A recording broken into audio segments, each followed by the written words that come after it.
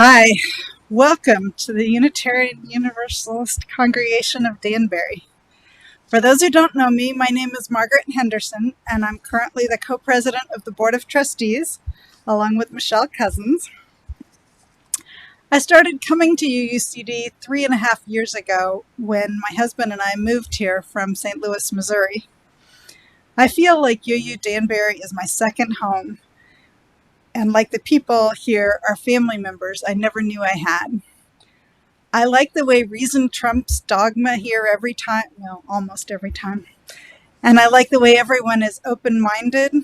And I especially like the love and compassion that people here feel for each other and for faraway strangers that they've never met. I also really love the variety of Sunday morning services. There's always a different speaker and always a different topic, but there's always something to think about or be inspired by. We are so glad that you are able to join us this morning, both online and in person. Our weekly services are more than just a gathering of our physical bodies. It's the forming of a sacred time that we've been making together for 200 years this year. As we work to build a more just world, and in that sense of sacredness, along with deep respect, we acknowledge that our physical building sits on the traditional land of the Paugussett people. If you're new and joining us online, we invite you to introduce yourself and where you're connecting from in the chat box as you are comfortable. If you are new and here in person, please fill out a guest card in the foyer and drop it in the basket there as you leave today. After our service, we invite those of you visiting in person to stay inside and take a few moments to greet those here today, and those of you at home to participate in a breakout group for individual connections and deeper check-ins. We welcome you, whatever the faith and traditions of your past, whatever your theological stance, whatever your heritage, whoever you are and whomever you love, we welcome you. You can learn more about UUCD on our Facebook page and our website. We encourage you to share our Facebook page and reach out to anyone else you know of that might feel isolated and might benefit from the spiritual connection with our loving community.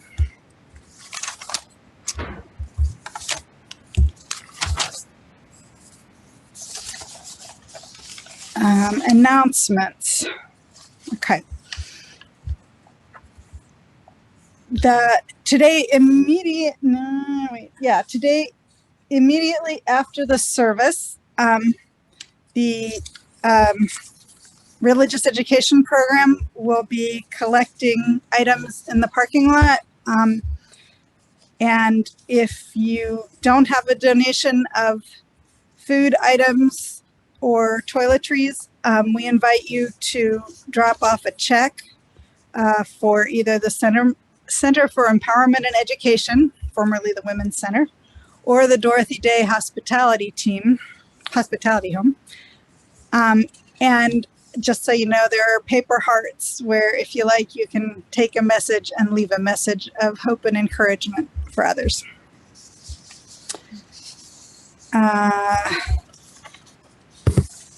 And next week, February 27th, 15 minutes after the service ends, we will start our Pathway to Membership class.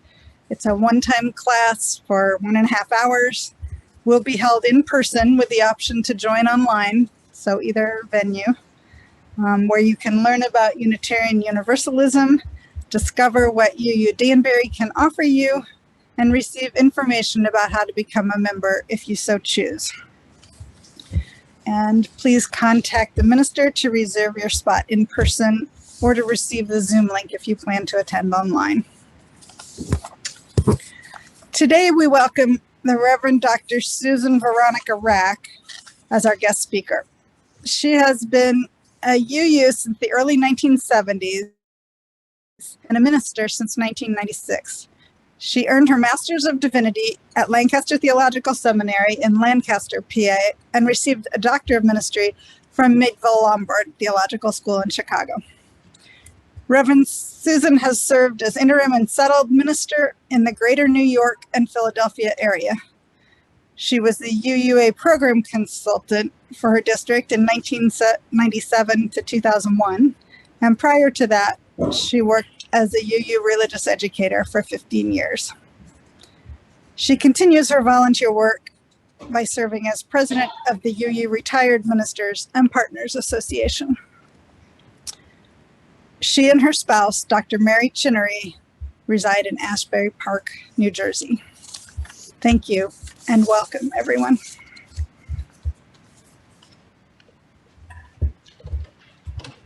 We'll start with our hymn of celebration, 126, Come Thou Fount of Every Blessing.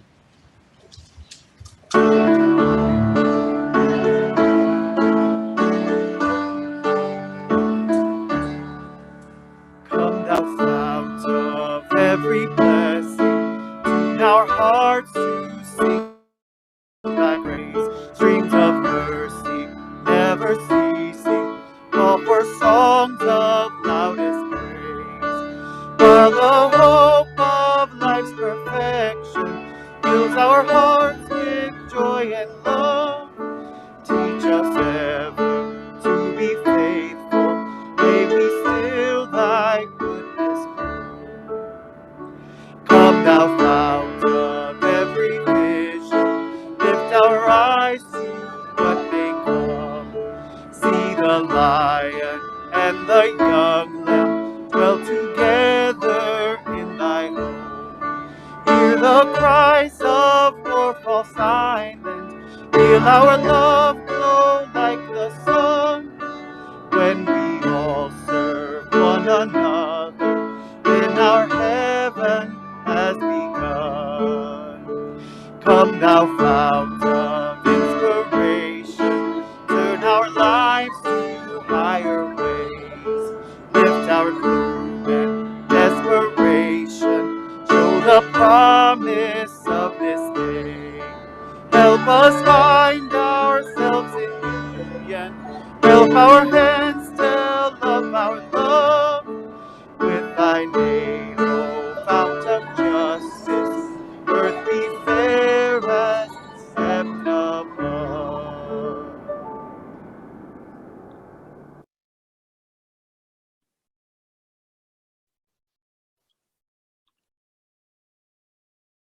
We invite you to enter this space, be it virtual or physical.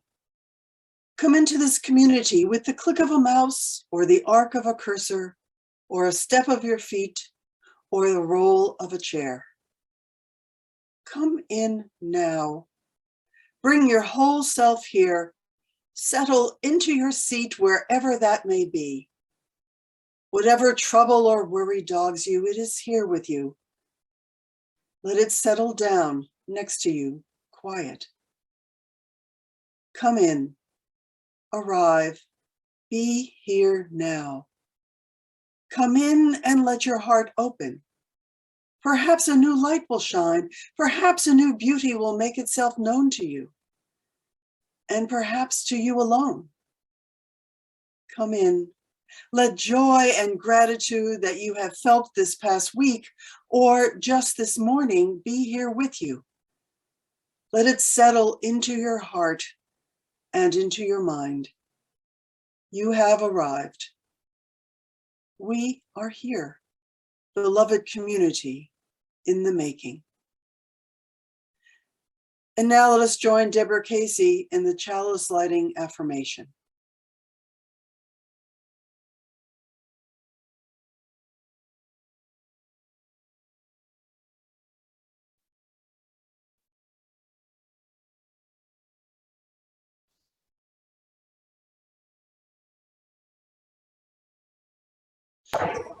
This is our covenant, to dwell together in peace, to seek and speak the truth in love, to help one another and celebrate life.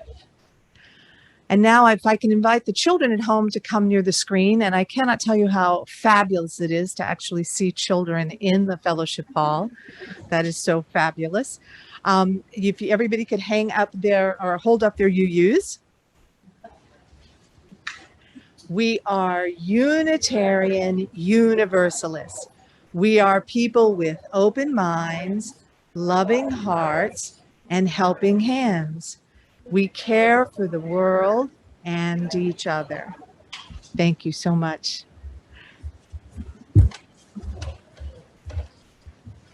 Our story this morning is very apt. It's called Here and Now. Words are by Julia Denos, and it's illustrated by E.B. Goodall. Right here, right now, you are reading this book or listening to this book. The book is in your lap or in your hands or in someone else's hands. You are sitting, or you are standing, or you are wrapped up in bed. Under your bum, under your feet is a seat, a floor. Or a cloud if you are on an airplane. And under all of those things is the earth, the grass, and the dirt, the earthworms and the fossils, the rocks. And the earth is spinning in the middle of space. We don't know why, but it is. And you are too. Right here, right now, while you are hearing this book, many, many things are happening. Rain is forming in the belly of a cloud. An ant has finished its home on the other side of the planet. Somewhere a telephone is ringing. An idea is blooming. Grass is pushing up through cement. A friend you haven't met yet is sitting down to dinner. There are animals, wild ones and tame, living and breathing all around you. Muscles are growing. Cities are growing. Cuts and broken bones are sewing up and healing. Unseen work is being done. Right here, right now, you are becoming. Isn't it wonderful? Thus ends the reading. The world today is indeed a wonderful place, but it can also be a challenging place. We're going to move now into our shared milestones, where you can bring the things that are joyous in your life and the things that are bringing you down and share with this beloved community. We will stop our recording at this time so that we may share freely. If you are at home, I invite you to share in the chat, and I will be reading to those of us who are in the fellowship hall. And those of you who are in fellowship hall, I will invite you to come up to the podium or to the actual lower microphone. We are losing our little ones at this point. Goodbye, everybody. Sorry, I forgot to send you off. Come up to the lower microphone. I do have to ask that on the lower microphone that you keep your mask in place, please. Let us share with each other now. Meditation.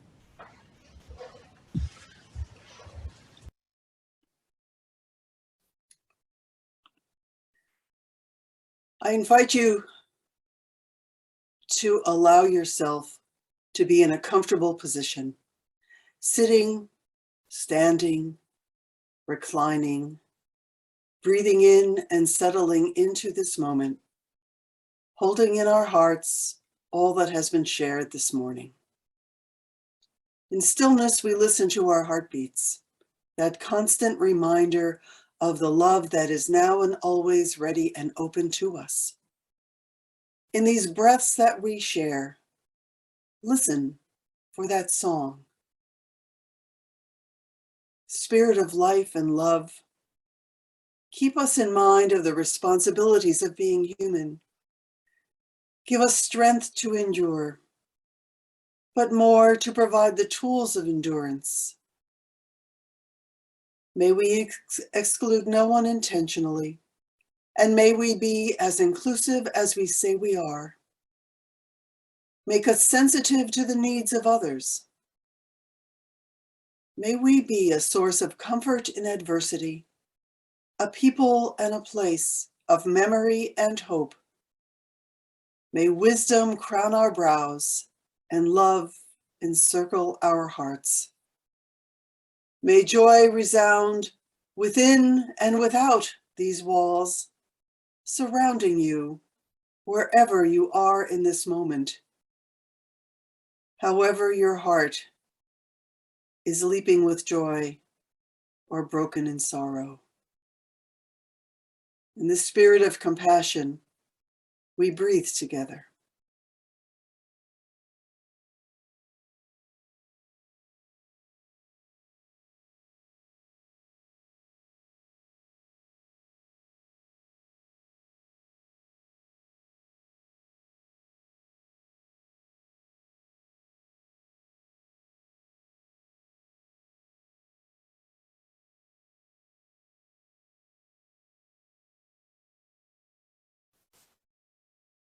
And in this silence and in our breathing, we pray, Amen and blessed be.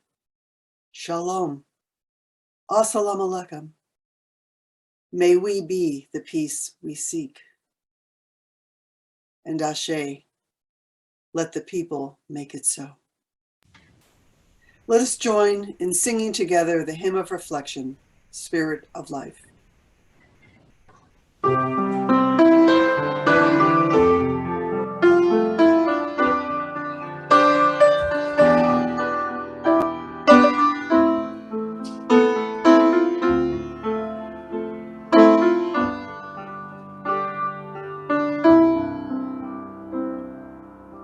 Spirit of life, come unto me.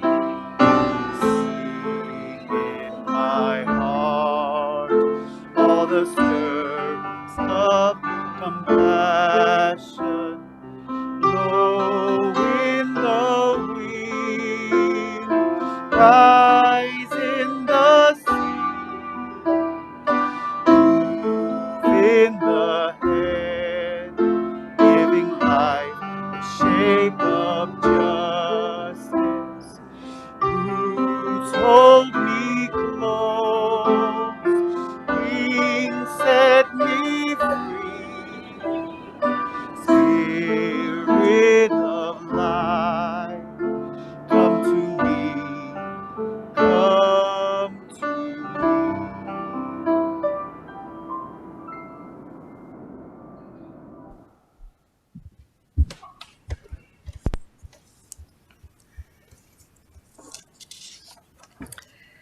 Today's reading is from Pema Chodron's book, Comfortable with Uncertainty. It is entitled Cultivate the Four Limitless Qualities. There are four sublime states of mind that were taught by Buddha: love or loving kindness, compassion, sympathetic joy, equanimity. These four attitudes are said to be excellent or sublime because they are the right or ideal way to conduct ourselves towards living beings. Pema Chodron suggests we cultivate these four limitless qualities of love, compassion, joy, and equanimity by learning to relax where we are. She says, there's no problem with being where you are right now. And even if you feel loving kindness and compassion for only one sentient being, that's a good place to start. Simply acknowledging, respecting, and appreciating the warmth is a way to encourage its growth. We can be where we are and at the same time leave wide open the possibility of being able to expand far beyond where we are now in the course of our lifetime. Expansion never happens through greediness, though, or pushing or striving. It happens through some combination of learning to relax where you already are, and at the same time, keep the possibility open that your capacity, that my capacity, that every human being's capacity is limitless. As we continue to relax where we are, our opening expands. This is the potential of a human being. It's the gift of a human birth. When we say, may I have happiness, or may I please be free of suffering, or may any individual have happiness or be free of suffering, we are saying it is the potential of a human being to expand our capacity for opening, for caring limitlessly. It starts out with feeling love and compassion for one being. It can expand to include more and more beings until it reaches the full human capacity for connecting with love and compassion. It is limitless, free-flowing warmth, a dynamic, alive, connected energy with no reference point. This is our human potential to connect with the true state of affairs. It begins with being where we are. This ends the reading. Today, now, we are here. It's so joyful to be here in this room with all of you. And as we move into our time of offering, let us contemplate where we are and let us give and receive in gratitude. If you are at home, you're going to be able to click the link that's going to appear in the chat. You can also use the QR code that will appear on the screen. Those of you in the room, you may at the end of our service put your donation into the glass jar that will be sitting over on the ledge. Whichever way you choose to give, please know that it is deeply needed and also deeply appreciated. Now, please join me in our congregational response. In the spirit of compassion and service, we dedicate these, our offerings.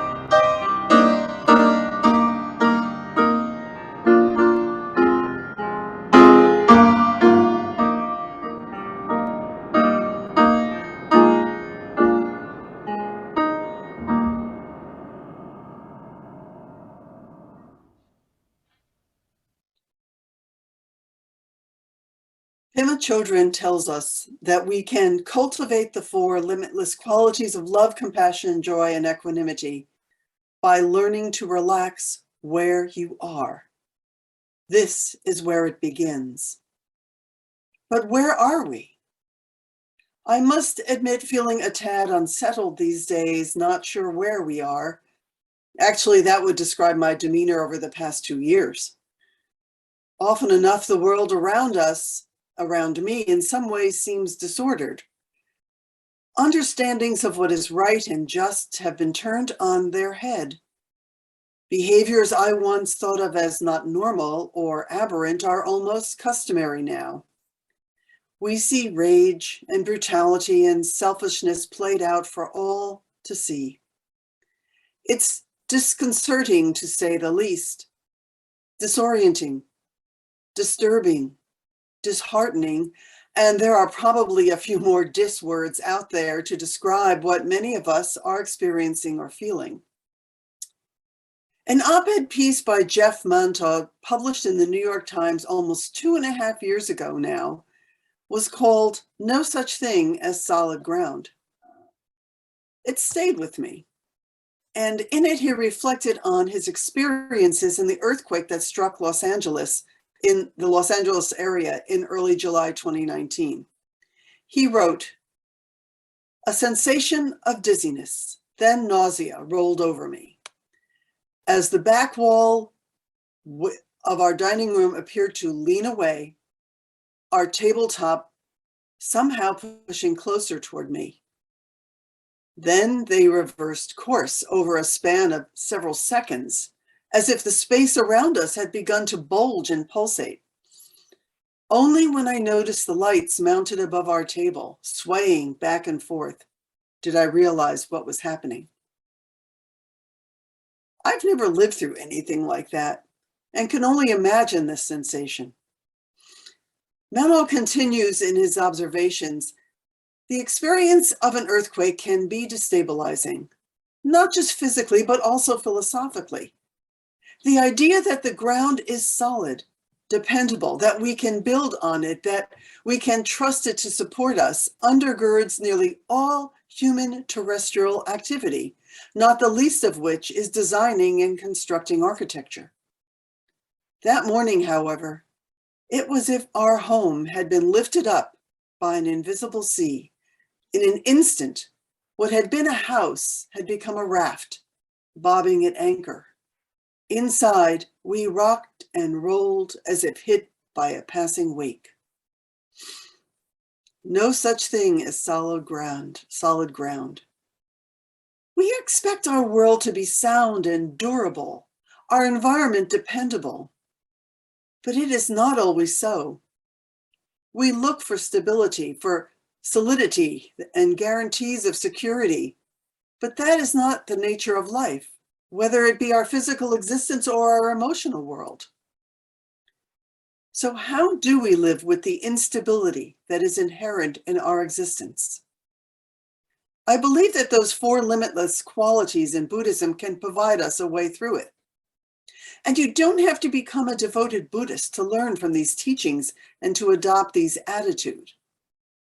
And although all 4 qualities, loving kindness, compassion, sympathetic joy, and equanimity, are deeply important, equanimity may be the most helpful to cultivate for moments like that. Definitions of equanimity include mental calmness, composure, and evenness of temper, especially in difficult situations. As our story this morning reminds us, we are here right now, and so much is happening that we cannot see or might not expect. We live here on Earth, and as important as we think we are, we exist on a planet that is but a small outpost in the universe, or multiverse, if you will. Our planet travels around what we call our sun, which it turns out is just one of many suns in the Milky Way. We see ourselves as being in charge of things, but if we look at ourselves from far out in the universe, we're pretty small, insignificant beings. Should we even try to transcend this insignificance? When we can embrace the depth and expanse and dispassionate beauty of this wide universe, where we are just one small life form, we are beginning the practice of equanimity, finding a non-grasping balance in a sea of change and transition and impermanence. Equanimity is also a way to deal with what the Buddhists call the 8 worldly winds, which is not as esoteric as it sounds. Those 8 worldly winds that whip us about as we move through life are all too familiar.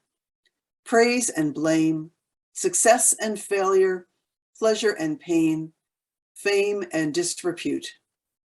We are warned not to get caught up in these desires. And you might think that the first 4 words in those pairs aren't so bad. Yes, praise, success, pleasure, and fame will massage and feed our egos. We might even label them as good, positive things to aim for. But we are warned in these teachings not to grasp at those feelings, because that focus leads to self-centeredness. And the corresponding set of wins, blame, failure, pain, disrepute, when they arise, as they often will, they will destabilize us. Becoming attached or excessively elated with success, praise, fame, or pleasure is a setup for suffering when the winds of life change direction. And we know those winds do change. They buffet us from every direction sometimes and arise when we least expect them. Success can be wonderful. To achieve a goal or to be appreciated and complimented by others is definitely a positive vibe, but it leads to arrogance. And this just compounds our fall, and we have more to lose in future challenges. Becoming personally invested in praise can tend toward conceit, or identifying with failure, we may feel incompetent or inadequate, unable to take on new pursuits or even face the next challenge. Clinging to our pain and dissatisfaction, and we all do that sometimes, we become discouraged. But if we can free ourselves individually and as a community to face those winds with equanimity, holding life tenderly but lightly, if we can understand or feel that our sense of inner well-being is independent of those 8 winds, we are more likely to remain on an even keel in their midst. We need to practice catching ourselves when we feel those winds arising, when we feel strong attraction or aversion to those emotions and feelings and senses. Noticing these intense emotions is useful in this regard. And I'll just say that for me, strong emotions scare or unsettle me sometimes. They take me to places that frighten me, where I don't want to go, encouraging me to feel things that I would prefer not to feel. And I suppose that is why the Buddhist teachings are so helpful and purposeful to me in my life and have been for years. No matter how small a creature I am, no matter how invisible the vast universe may be to me at any given moment, I know I am rooted deeply, deeply connected to the earth and all the invisible universes above, below, and beyond me. I am connected right here and right now. That feeling of smallness or insignificance in the face of a vast, mysterious universe in no way diminishes our significance. We are invited to face this great mystery and not grovel before it as they did in ancient times. Rather, we are invited to live in this vast evolutionary story. We are part of it, and to face this mystery and uncertainty with equanimity. It doesn't take a great cosmic event to awaken us to equanimity. We cultivate this in our day-to-day existence and encounters, most especially in times of stress and ambiguity. Pema Chodron says, when we feel squeezed, there is a tendency for the mind to become small, and we can feel miserable like a victim, like a pathetic, hopeless case. Yet, believe it or not, she says, in that moment of hassle or bewilderment or embarrassment, our minds could become bigger. Instead of taking what occurred as a statement of personal weakness or evidence of someone else's power, instead of feeling stupid or that someone else is unkind, we could just drop all the complaints about ourselves and others. Just stop worrying about it She says we could simply be there feeling off guard, not knowing what to do, just hanging out there with the raw and tender energy of the moment. Terribly inviting, just hanging out there with the raw and tender energy of the moment. Wouldn't we prefer to be invited into a warm, safe, comfy place? Yet living on this planet, the reality is that we are all just hanging out there with the raw and tender energy of every moment. And often enough, we find ourselves in that small place, that off-centering situation, as if experiencing some seismic shift where ambiguity and unknowing make us uncomfortable. It all throws us off balance, and we are anxious and maybe even angry, if not a little annoyed at life. But it is that raw and tender energy which brings us to a place where we can begin to learn the meaning behind all the concepts and ideas and words. Children suggest that the next time there's no ground to stand on, don't consider it an obstacle. Consider it rather a remarkable stroke of luck.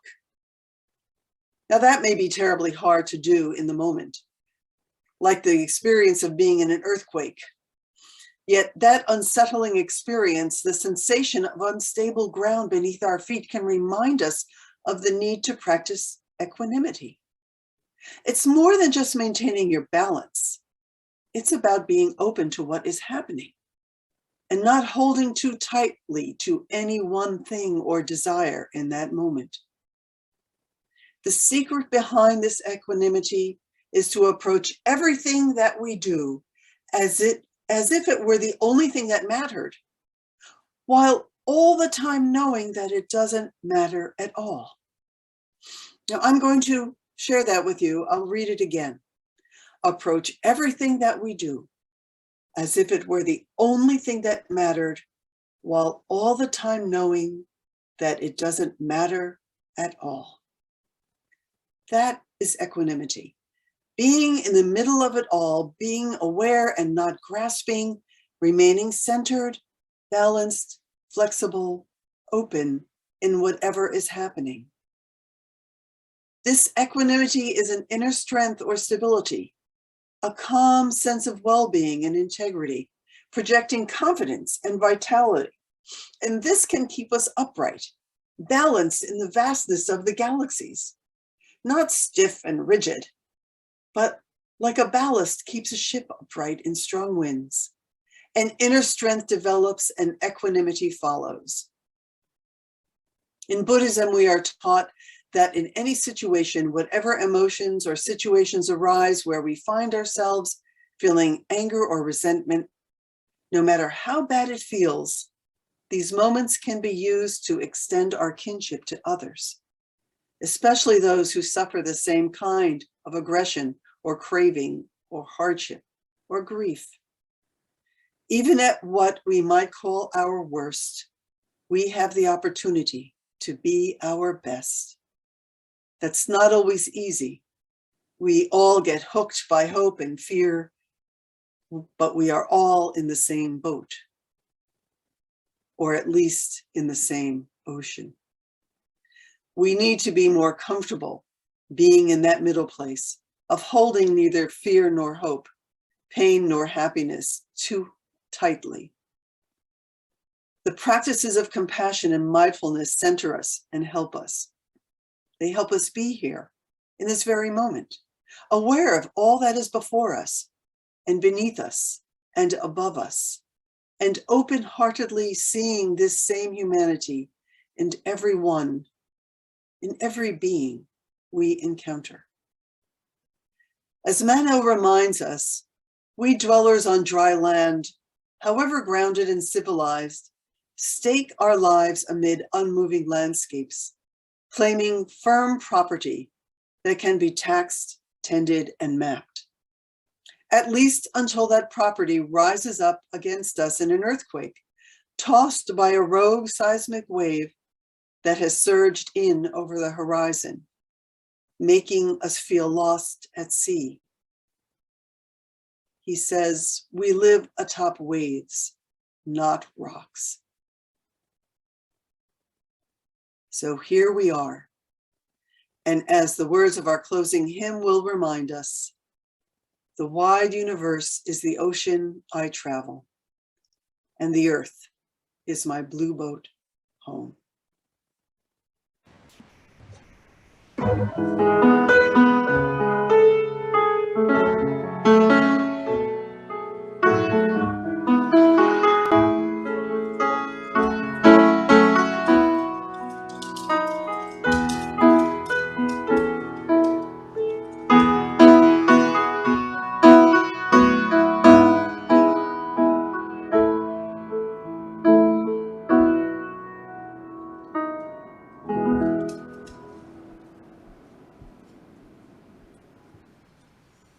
Please join me in our shared declaration as we extinguish our chalice. We extinguish this flame, but not the light of truth, the warmth of community, or the fire of commitment. These we carry in our hearts and out into the world until we are together. And now, let's join together in, I know, one of our favorite hymns, Blue Boat Home.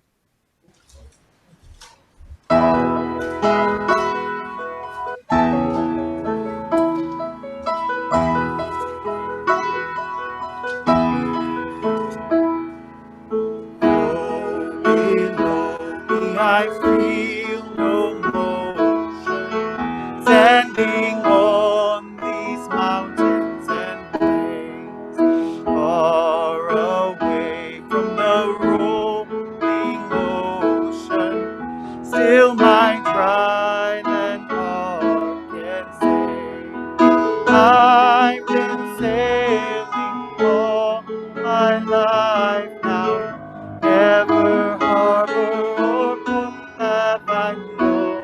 The wide universe is the ocean I travel, and the earth is my blue home.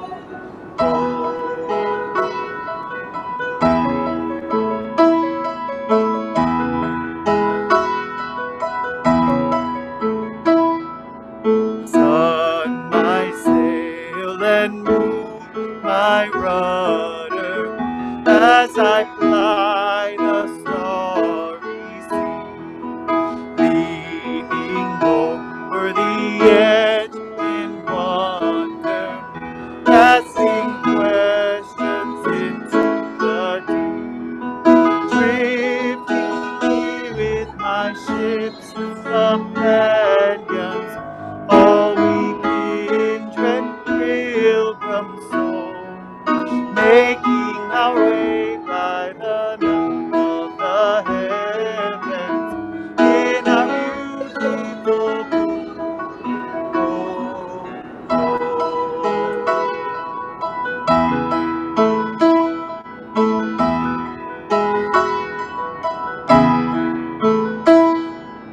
I give thanks to the waves upholding me, hail the great winds urging me on, leave the infinite sea before me, seek the sky my sailor's song.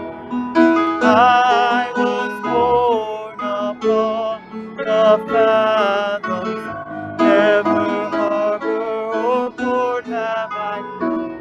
The wide universe is the ocean I travel, and the earth is my blue home.